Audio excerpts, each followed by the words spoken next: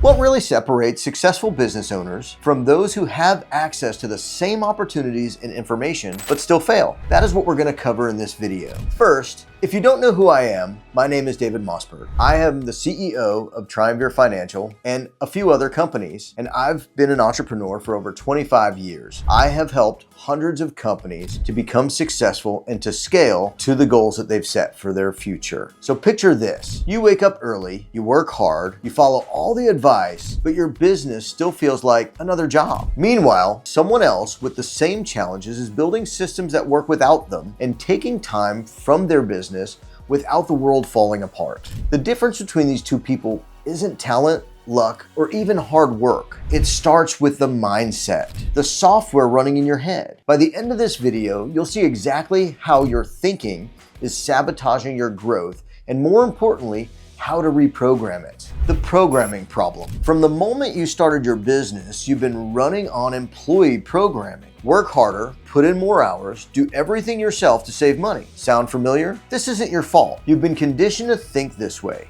In school, you were taught to follow instructions, not create systems. In your job, you were rewarded for personal effort, not building leverage. But here's the problem. Employee thinking will kill your business. When you think like an employee, you become the bottleneck. Every decision flows through you. Every task requires your personal attention, and your income is directly tied to your hours worked. I see this every day. Business owners making decent money, but working 70-hour, 80-hour, sometimes even 90-hour weeks, stressed out, unable to take time off because everything depends on them personally. Poor brain versus rich brain. Robert Kiyosaki coined the rich dad, poor dad a long time ago. And I'm gonna borrow from that a little bit here, and I wanna show you exactly how this plays out. Let's start with how you think about time. The struggling business owner's brain thinks, I need to work more hours to make more money. If I'm making 50 an hour, I need to work 80 hours to make $4,000 this week. The successful business owner thinks, how can I make money while I sleep? They're not thinking about trading time for money. They're thinking about building systems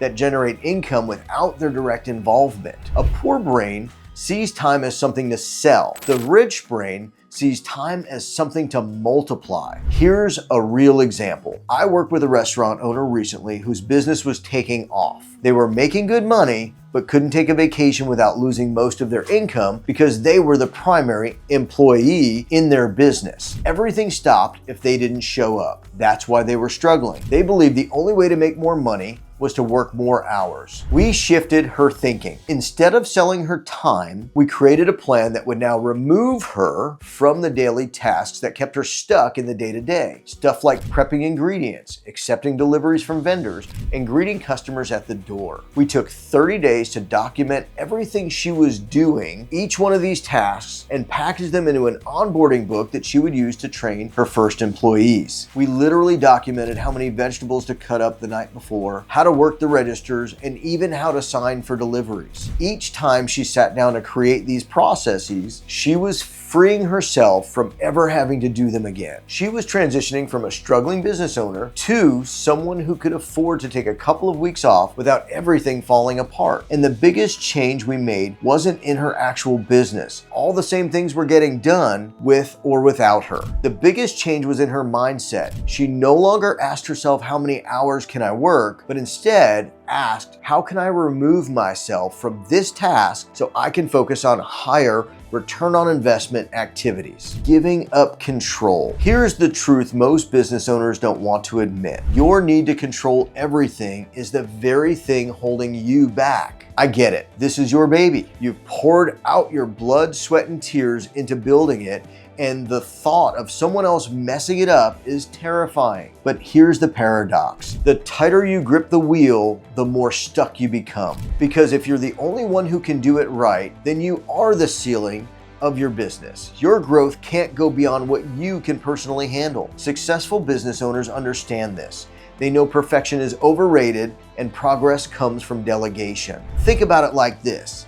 If your employee can do the job 80% as well as you can, That's a win. That frees you up to focus on the things that only you can do, like strategy, vision, and big picture growth. Here's a quick exercise I give my clients. Make a list of everything you do in a week, then ask yourself, does this require my unique skill or decision making? Or can someone else be trained to handle it? You'll be shocked at how many things you're clinging on to out of habit, not necessity. When you're finally giving up control, you unlock freedom. Your business stops being dependent on your presence and starts building a company that can run, grow, and thrive whether you're there or not. That's the shift from operator to true owner. Hey there. If you're realizing this is exactly the shift you need in your business, I want to invite you to my online course. Inside, I walk you step by step through building the systems, mindset, and strategies that let you stop working in your business and finally start owning it. If you're tired of being the bottleneck, this course will show you how to create a company that runs, grows,